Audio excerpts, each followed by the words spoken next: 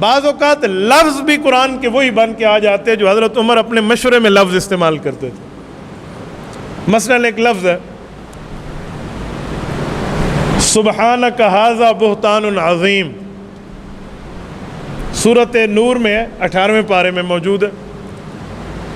یہ لفظ اس وقت اترا ہے جب حضرت عائشہ رضی اللہ تعالی عنہ کی پاک دامنی پر الزام لگایا،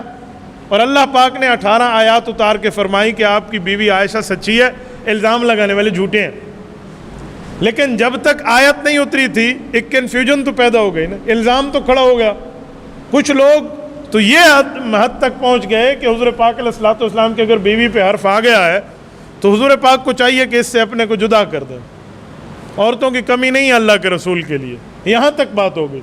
اس دوران جب مشورہ ہوا تو حضرت عمر نے جب مشورہ دیا تو لفظ یہ بولے کہ سبحانک ھذا بہتان عظیم، اے نبی پاک میری رائے یہ ہے کہ اللہ کی پاکیزگی ہے، اللہ چاہے اللہ بات فرما دے، لیکن یہ بہت بڑا جھوٹ اور الزام ہے۔ جو رب آپ کے جسم پہ پلیت مکھی نہیں بیٹھنے دیتا وہ آپ کے جسم پہ پلیت عورت، آپ کے بستر پہ پلیت عورت نہیں لانے دیتا۔ لیکن ابھی وہی نہیں اتری تھی، یہ سب کی رائے ہی تھی، مشورہ ہی تھا۔ حضور پاک صلی اللہ علیہ وسلم اس کے بعد حضرت ابوبکر صدیق کے گھر گئے اور اما عائشہ رضی اللہ عنہ کے پاس بیٹھ کر فرمایا ان قلتی الممتی فتوبی الی اللہ، عائشہ اگر غلطی ہو گئی ہے تو معافی مانگ لے، میں اللہ سے معافی مانگ کے تجھے دوں گا۔ اما جان عائشہ فرماتی ہے جب میں نے اللہ کے رسول سے یہ لفظ سنا نا اپنے لیے تو مجھے پریشانی میں حضرت یعقوب علیہ السلام کے نبی کا نام بھول گیا۔ میں بات کر رہی تھی نا کہ میری حیثیت تو ایسے ہے جیسے یعقوب علیہ السلام تھے کہ ان پہ بھی غلط الزام آیا، وہ بات صاف کرنے ان کے سامنے غلط جھوٹ بولا گیا نا، تو اما عائشہ فرماتی ہے اس پریشانی میں میرے ذہن سے حضرت یعقوب کا نام نکلا۔ میں نے کہا میری وصال تو حضرت یوسف کے ابا والی ہے، اور رونے لگ گئی ہیں۔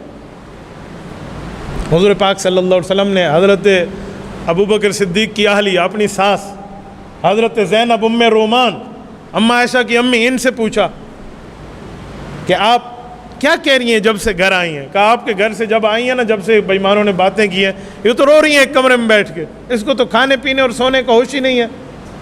حضرت ابوبکر صدیق خاموش تھے، بالکل چپ ہے، ابھی تک قرآن کریم نہیں اترا، لوگوں کی باتیں چل رہی ہیں۔ تو جو لفظ حضرت عمر رضی اللہ عنہ نے بولے تھے نا،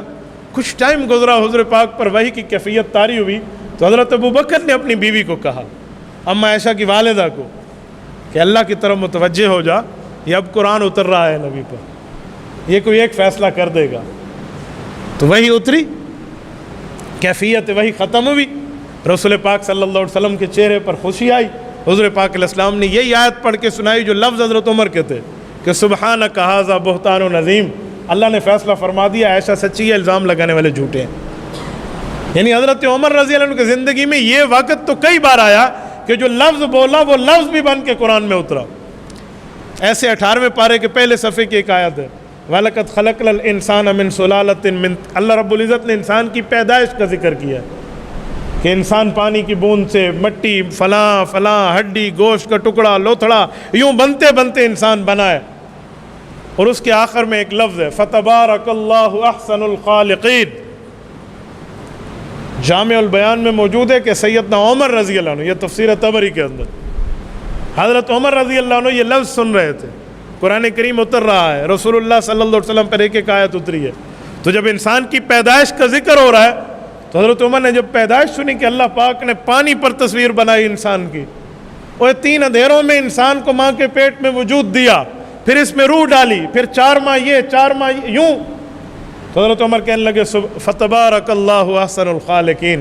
میرا اللہ تو برکات والا ہے اور تو نے سب سے اچھی مخلوق کو پیدا کیا ہے، بہترین خالق تو ہے۔ یہ لفظ حضرت جبرائیل علیہ السلام نے اس کے بعد حضور پاک پر بطور قرآن نازل فرما دی، فَتَبَارَكَ اللَّهُ أَحْسَنُ الْخَالِقِينَ۔ تبارك الذي نزل الفرقان على عبده ليكون للعالمين نذيرا۔